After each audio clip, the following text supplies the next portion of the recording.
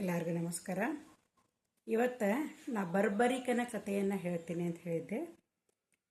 ಬರ್ಬರಿಕ ಯಾರು ಅಂತಂದ್ರೆ ಭೀಮಸೇನನ ಮೊಮ್ಮಗ.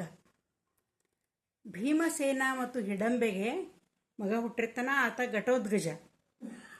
ಆ ಘಟೋದ್ಗಜನ ಮಗ ಬರ್ಬರಿಕ. ಈ ಘಟೋದ್ಗಜ ಕೂಡ ತನ್ನ ತಂದೆಯಿಂದ ಬಹಳ ಬಲಶಾಲಿಯಾಗಿರ್ತಾನೆ. ಮೊದಲೇ ರಾಕ್ಷಸಗಳದಾಗ ಹುಟ್ಟಿರ್ತಾನ. ಹಿಡಂಬಿ ಹೊಟ್ಟೆಯಿಂದ ಬಹಳ ಬಲಶಾಲಿಯಾಗಿರ್ತಾನ.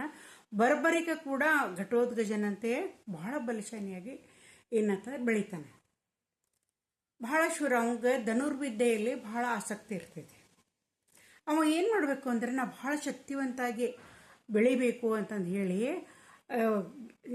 ದೇವಿಯನ್ನು ಕುರಿತು ಅಂದ್ರೆ ದುರ್ಗಾಮಾತೆಯನ್ನು ಕುರಿತು ಅವ್ನು ತಪಸ್ಸು ಮಾಡ್ತಾನೆ. ಕಠಿಣವಾದಂಥ ತಪಸ್ಸನ್ನು ಮಾಡಿದ್ಕೂಳೆ ದೇವಿ ಪ್ರತ್ಯಕ್ಷಕ್ಕಳ. ಆಮೇಲೆ ಏನು ಬೇಕಪ್ಪ ನಿನಗೆ, ಯಾಕೆ ತಪಸ್ಸು ಮಾಡಾಕತ್ತಿಲ್ಲ ನನ್ನ ಕುರಿತು ಅಂದ್ಕೂಡಲೇ ನನಗೆ ಅತಿ ಶಕ್ತಿವಂತನಾಗಿ ನಾ ಬೆಳಿಬೇಕಾಗೈತಿ ಅಂತ ಹೇಳಿಕೊಳ್ಳೆ ಆಕೆ 3 ಬಾಣಗಳನ್ನು ಕೊಡ್ತಾಳೆ. ವಿಶಿಷ್ಟ ಶಕ್ತಿ ಉಳ್ಳಂಥ ಬಾಣಗಳನ್ನು ಆಕೆ ಕೊಡ್ತಾಳೆ. ಅವ್ನು ಹೆಂಗೆ ಉಪಯೋಗ ಮಾಡಬೇಕು, ಅವು ಏನೇನು ಮಾಡ್ತಾವೆ ಅನ್ನೋದನ್ನು ಅದನ್ನೆಲ್ಲ ಹೇಳ್ತಾಳೆ. ಆಮೇಲೆ ಅವ ತನ್ನ ತಾಯಿ ಕಡೆ ಬರ್ತಾನೆ. ಭಾಳ ಖುಷಿಯಾಗಿರ್ತೈತೆ ಅವಾಗ. ಅಮ್ಮ ನಾ ಹೀಗೆಲ್ಲ ದೇವಿ ನಾನು ಹಿಂಗೆ ಪ್ರಸಾದ ಕೊಟ್ಟಾಳ, ಹಿಂಗೆ 3 ಬಾಣಗಳನ್ನು ಕೊಟ್ಟಾಳ ಅಂತ ಹೇಳ್ತಾನೆ. ಅವಾಗ ಅವ್ರ ತಾಯಿ ಏನು ಹೇಳ್ತಾಳ ಅಂತಂದ್ರೆ, ಇದನ್ನು ಯಾವಾಗಲೂ ಈ ಬಾಣಗಳನ್ನು ನೀ ಬಲ ಯಾರು ಕಡಿಮೆ ಇರ್ತೈತಲ್ಲ ಅವ್ರ ಪರವಾಗಿ ಅವ್ರ ಬೆಂಬಲವಾಗಿ ನಿಂತು ನೀವು ಉಪಯೋಗ ಮಾಡು ಅಂತ ಹೇಳ್ತಾಳೆ. ನನ್ನ ಭಾಷೆ ಕೊಡು ಅಂತಾಳೆ. ಇವ ಭಾಷೆಯನ್ನು ಕೊಡ್ತಾನೆ. ಆನಂತರ ಈಗ ಕುರುಕ್ಷೇತ್ರ ಯುದ್ಧ ಪ್ರಾರಂಭವಾಗುವಂಥ ಹಂತದೊಳಗಿರ್ತೈತಿ. ಕುರುಕ್ಷೇತ್ರ ಯುದ್ಧವನ್ನು ನೋಡಬೇಕು, ನಾ ಯಾರ ಕಡೆ ಇದನ್ನು ಮಾಡಬೇಕು, ಬೆಂಬಲ ಕೊಡಬೇಕು ಅಂತ ಅನ್ನತ್ತಂದು ಹೇಳಿ ಅವ ಆ ಕುರುಕ್ಷೇತ್ರದ ಕಡೆ ಬರ್ತಾ ಇರ್ತಾನೆ. ಕೃಷ್ಣಗಿದೆಲ್ಲ ಗೊತ್ತು. ಸರ್ವಾಂತರ್ಯಾಮಿ ಅವ, ಅವನಿಗೆಲ್ಲ ಗೊತ್ತು. ಅವ ಏನು ಮಾಡ್ತಾನೆ, ದಾರಿಯೊಳಗೆ ನೀವು ಭೇಟಿಯಾಕಾನೆ. ಭೇಟಿಯಾಗಿ ಏನು ಬರ್ಬರಿಕ ನೀನು, ನೀನು ವಿಶೇಷ ಶಕ್ತಿ ಏನೈತೆ ನಿಂದು ಅಂತ ಕೇಳ್ತಾನೆ. ಕೇಳಿದ್ಕೊಳ್ಳೆ ಅವಾಗ ಬರ್ಬರಿಕ ಹೇಳ್ತಾನೆ, ಇಲ್ಲ ನನ್ನ ಕಡೆ 3 ಬಾಣಗಳದಾವು.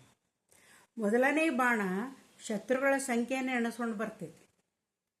2ನೇ ಬಾಣ ಹೊಡಿದ್ನಿ ಅಂತಂದ್ರೆ ಅದರಲ್ಲಿ ಯುದ್ಧದೊಳಗೆ ಯಾರು ನಿರ್ಲಿಪ್ತ ಇರೋರು ಇರ್ತಾರ ಅಥವಾ ಯಾರು ಅವ್ರಿಗೆ ಅವ್ರ ಪರವಾಗಿ ಯುದ್ಧ ಮಾಡೋಕೆ ಮನಸ್ಸಿರೋದಿಲ್ಲ ಅಂಥವ್ರನ್ನ ಎಣಿಸ್ಕೊಂಡು ಬರ್ತೈತಿ.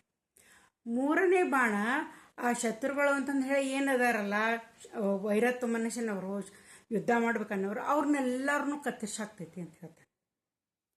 ಮೈ ನೀನು ಪರೀಕ್ಷೆ ಮಾಡಬೇಕಲ್ಲ ಅಂತ ಕೃಷ್ಣ ಕೇಳಿದ್ಕೊಳ್ಳಿ ಹೇಳ್ತಾನೆ.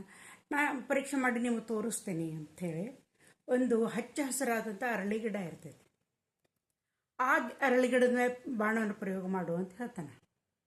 ಹೇಳಿದ್ಕೊಳ್ಳೆ ಬರ್ಬರಿಕ 1ನೇ ಬಾಣವನ್ನು ಹೂಡ್ತಾನೆ. ಅದು ಆ ಗಿಡದಲ್ಲಿರುವಂಥ ಎಲ್ಲ ಹಸಿರು ಎಲೆಗಳನ್ನು ಎಣಿಸ್ಕೊಂಡು ಬರ್ತೈತಿ. 2ನೇ ಬಾಣವನ್ನು ಹೂಡ್ತಾನೆ. ಅದು ಆ ಗಿಡದಲ್ಲಿರುವಂಥ ಹಣ್ಣೆಲೆಗಳು ಮತ್ತು ಅತಿ ಚಿಗರೆಲೆಗಳನ್ನು ಬಿಟ್ಟು ಉಳಿದುದು ಎಷ್ಟದಾವ ಅಂತ ಹೇಳಿ ಎಣಿಸ್ಕೊಂಡು ಬರ್ತೈತಿ. ಆಮೇಲೆ ಕೃಷ್ಣ ಏನು ಮಾಡ್ತಾನೆ ಅಂದ್ರೆ ಒಂದು ಎಲೆ ಕೆಳಗೆ ಬಿದ್ದಿರ್ತೈತಿ ಹಸಿರಂದ, ಅದ್ರ ಮೇಲೆ ತನ್ನ ಕಾಲನ್ನು ಇಡ್ತಾನ ಮುದ್ದಾಮ. ಆ 3ನೇ ಬಾಣವನ್ನು ಬರ್ಬರಿಕ ಹೂಡ್ತಾನ. ಅವಾಗ ಅದೇನು ಮಾಡ್ತೈತಿ ಅಂದ್ರೆ ಮೊದಲು ಏನು ನೆನೆಸಿರ್ತಾರಲ್ಲ ಹಸಿರು ಎಲೆಗಳು ಎಲ್ಲ ರೋಗನೂ ದೊಡ್ಡ ದೊಡ್ಡ ತೂತುಗಳನ್ನು ತೆಗಿತೈತಿ. ಎಲ್ಲ ರಂಧ್ರಗಳನ್ನು ತಗೊಂಡು ಹೊಳೆ ಬರ್ತೈತಿ.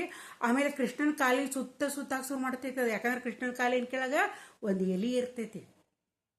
ಅವಾಗ ಬರ್ಬರಿಕ ಹೇಳ್ತಾನ, ಕೃಷ್ಣ ನಿನ್ನ ಪಾದವನ್ನು ತೆಗಿ, ಇಲ್ಲ ಅಂತಂದ್ರೆ ನಿನ್ನ ಪಾದವನ್ನು ಛೇದ ಮಾಡ್ತೈತಿ ಅದು ನನ್ನ ಬಾಣ ಅಂತ ಹೇಳ್ತಾನೆ. ಅವಾಗ ಕೃಷ್ಣ ತನ್ನ ಪಾದವನ್ನು ತೆಗಿತಾನೆ. ಅವಾಗ ಹೇಳ್ತಾನ ಕೃಷ್ಣ, ಈಗ ನೀ ಕುರುಕ್ಷೇತ್ರ ಯುದ್ಧ ಹೊಂಟಿಯಲ್ಲ, ನೀ ಯಾರ ಪರವಾಗಿ ಯುದ್ಧ ಮಾಡ್ತೀವಿ? ಅವಾಗ ಅವನು ಹೇಳ್ತಾನೆ, ಇಲ್ಲ ನಾ ಕೌರವರ ಪರವಾಗಿ ಮಾಡ್ತೇನೆ. ಕೃಷ್ಣ ಅಂತಾನ, ಅಲ್ಲ ನೀ ಈಗರ ಹೇಳಿದಿ ಬಲ ಯಾರ ಕಡೆ ಕಡಿಮೆ ಐತಿ ಅವ್ರ ಕಡೆ ಪರವಾಗಿ ನಾ ಯುದ್ಧ ಮಾಡ್ತೀನಿ ಅಂತ ಹೇಳಿಲ್ಲ ನೀನು. ಬಲ ಪಾಂಡವ್ರದ ಕಡಿಮೆ ಐತಿ, 7 ಅಕ್ಷೋಹಿಣಿ ಸೈನ್ಯ ಐತಿ.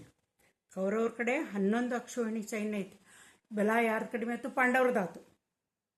ಅದೂ ಅಲ್ಲ, ಇನ್ನೊಂದು ಕಾರಣ, ನೀ ಪಾಂಡವರ ಸಂತಾನ, ಭೀಮಸೇನನ ಮೊಮ್ಮಗ, ಘಟೋದ್ಗಜನ ಮಗ ನೀನು ಪಾಂಡವ್ರ ಕಡೆನ ಅವ್ರಿಗೆ ಬೆಂಬಲ ಕೊಡಬೇಕು, ಅವ್ರ ಪರವಾಗಿ ನೀನು ನಿಂತು ಯುದ್ಧವನ್ನು ಮಾಡಬೇಕು ಅಂತ ಹೇಳ್ತಾನೆ. ಅವಾಗ ಆ ಬರ್ಬರಿಕ ನಕ್ಕ ಬಿಡ್ತಾನೆ. ಅಲ್ಲ ಕೃಷ್ಣ ಪರಮಾತ್ಮ, ನೀನೇ ಪಾಂಡವ್ರ ಕಡೆ ಇದ್ದೀವಿ ಅಂದಮೇಲೆ ಅವ್ರ ಬಲ ಹೆಂಗೆ ಕಡಿಮೆ ಆಗ್ತೈತಿ? ಅವ್ರು ನೀ ಸೋಲಾಗಿ ಬಿಡ್ತೀಯೇನೋ? ಸಾಧ್ಯ ಇಲ್ಲ. ಅದಕ್ಕಾಗಿ ನಾ ಕೌರವ ಪರವಾಗಿ ನಿಲ್ಲಬೇಕು ಅನ್ನಕತ್ತೀನಿ ಅಂದುಕೊಳ್ಳೆ. ಕೃಷ್ಣ ಯೋಚನೆ ಮಾಡ್ತಾನೆ. ಆ ಅಕಸ್ಮಾತ್ ಇವರು ಕೌರವ್ರ ಕಡೆ ನಿಂತು ಅಂತಂದ್ರೆ ಕೇವಲ ಒಂದು 5 ನಿಮಿಷದಾಗ ಇಡೀ ಯುದ್ಧ ಎಲ್ಲ ಸಮಾಪ್ತ ಆಗಿ ಹೋಗ್ತೈತಿ. ಪಾಂಡವರ ಸೈನ್ಯ ಎಲ್ಲಾನು ಸತ್ಯನಾಶ ಆಗಿ ಹೋಗ್ತೈತಿ. ಪಾಂಡವರು ಸಹ ಉಳಿತಾರಿಲ್ಲ, ಇಲ್ಲ ಉಳಿಯುವುದೂ ಇಲ್ಲ, ಅವರು ಉಳಿಯಂಗಿಲ್ಲ. ಇಷ್ಟು ಎಲ್ಲ ಪೂರ್ತಿ ಎಲ್ಲ ಸೈನ್ಯ ನಾಶ ಆಗಿ ಹೋಗ್ತೈತಿ. ಅವಾಗ ಏನಾಗ್ತೈತಿ ಅಂದ್ರೆ ಕೌರವ್ರು ಗೆದ್ದಿರ್ತಾರೆ. ಕೌರವರು ಅಂತಂದ್ರೆ ಅಧರ್ಮಿಗಳವರು. ಈ ಅಧರ್ಮಕ್ಕೆ ಜಯ ಆದಂಗೆ ಆಕೈತಿ. ಕೃಷ್ಣನ ಅವತಾರ ಇದ್ದದನ್ನ ಏನು ಅಧರ್ಮವನ್ನು ಮೆಟ್ಟಿ ಧರ್ಮವನ್ನು ಎತ್ತಿ ಹಿಡಿಬೇಕು ಅನ್ನೋದಕ್ಕೆ ಅವತಾರ ಎತ್ತಿರ್ತಾನೆ. ಅದಕ್ಕೆ ಚಿಂತೆಗೊಳಗಾಗ್ತಾನೆ. ಇದನ್ನು ಹೆಂಗೆ ಮಾಡಬೇಕು ಅಂತ ಒಂದು ಉಪಾಯ ಹೊಳಿತೈತಿ. ಅವ ಏನು ಹೇಳ್ತಾನೆ ಅಂದ್ರೆ ಬರ್ಬರಿಕ, ನಾ ಏನೋ ಒಂದು ನಿನಗೆ ಕೇಳ್ತೀನಿ, ಕೊಡ್ತೀಯೇನು? ಆಗಲೇ ಕೃಷ್ಣ ಕೊಡ್ತೀನಿ, ನೀ ಕೇಳೋದು ಹೆಚ್ಚು, ನಾ ಕೊಡೋದು ಹೆಚ್ಚು ಅಂತ ಹೇಳ್ತಾನೆ. ನಿನ್ನ ರುಂಡವನ್ನು ಕಡಿದು ನನ್ನ ಕಡೆ ಕೊಡಬೇಕು ಅಂತ ಹೇಳ್ತಾನೆ. ಆವಾಗ ಅವ್ನು ಹೇಳ್ತಾನೆ ಬರ್ಬರಿಕ, ಆಯಿತು ಕೃಷ್ಣ, ನಾನು ನನ್ನ ರುಂಡವನ್ನು ಕಡಿದು ನಿನ್ನ ಕಡೆ ಕೊಡ್ತೀನಿ. ಆದರೆ ನನಗೊಂದು ಆಸೆ ಐತಿ. ಏನಂತಂದರೆ ಈ ಕುರುಕ್ಷೇತ್ರ ಯುದ್ಧವನ್ನು ನಾನು ನನ್ನ ಕಣ್ಣಾರೆ ನೋಡಬೇಕು ಅನ್ನುವಂಥದ್ದು ನನಗೆ ಭಾಳ ಆಸೆ ಐತಿ. ಅಂದ ಕೂಡಲೇ ಕೃಷ್ಣ ಏನು ಹೇಳ್ತಾನೆ, ಅದಕ್ಕೆಲ್ಲ ನಾನು ವ್ಯವಸ್ಥೆ ಮಾಡ್ತೀನಿ, ಸಂಪೂರ್ಣವಾದಂಥ ಯುದ್ಧವನ್ನು ನೀ ನೋಡುವಂಗೆ ನಾನು ವ್ಯವಸ್ಥೆ ಮಾಡ್ತೀನಿ ಅಂತಾನೆ. ಆಗ ಬರ್ಬರಿಕ ತನ್ನ ರುಂಡವನ್ನು ಕಡಿದು ಕೃಷ್ಣನ ಕಡೆ ಕೊಟ್ಬಿಡ್ತಾನೆ.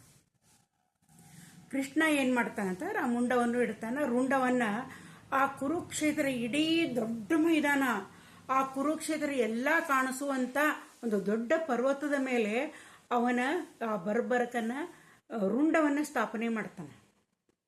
18 ದಿನಗಳ ಕಾಲ ಬರ್ಬರಿಕ ಆ ಕುರುಕ್ಷೇತ್ರದ ಯುದ್ಧವನ್ನು ನೋಡ್ತಾನೆ.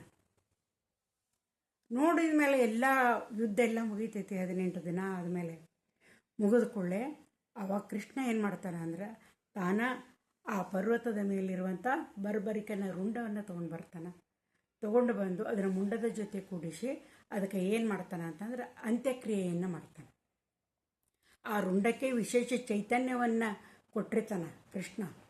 18 ದಿನ ಯುದ್ಧ ನೋಡುವಂಗೆ ಅದಕ್ಕೆ ವಿಶೇಷ ಶಕ್ತಿಯನ್ನು, ಚೈತನ್ಯವನ್ನು ತುಂಬಿರ್ತಾನೆ ಕೃಷ್ಣ. ಹೀಗಾಗಿ ಬರ್ಬರಿಕ 18 ದಿನಗಳ ಯುದ್ಧವನ್ನು ಅವನು ನೋಡ್ತಾನೆ. ಇದಿಷ್ಟು ಈ ಬರ್ಬರಿಕನ ಕತೆ. ನಾಳೆ ಏನಂತಂದ್ರೆ ಜರಾಸಂಧನ ಕಥೆಯನ್ನು ಹೇಳ್ತೀನಿ. ಜರಾಸಂಧ ಯಾರು, ಜರಾಸಂಧ ಅಂತ ಅವ್ನಿಗೆ ಯಾಕೆ ಹೆಸರು ಬಂತು, ಮಹಾಭಾರತದೊಳಗೆ ಅವನ ಪಾತ್ರ ಏನು ಅನ್ನೋದನ್ನು ಮುಂದಿನ ಕಥೆಯೊಳಗೆ ನಾನು ಹೇಳ್ತೀನಿ. ನಿಮ್ಗೆ ಲೈಕ್ ಆಗೈತಿ ಅಂತ ಅನ್ಕೊತೀನಿ. ಬರ್ಬರಿಕನ ಕತೆ ನಾನು ಕಾಮೆಂಟ್ ಮಾಡಿ ತಿಳಿಸ್ತೀರಿ. ಓಕೆ, ಇಲ್ಲಿ ಮುಗಿಸ್ತೀನಿ.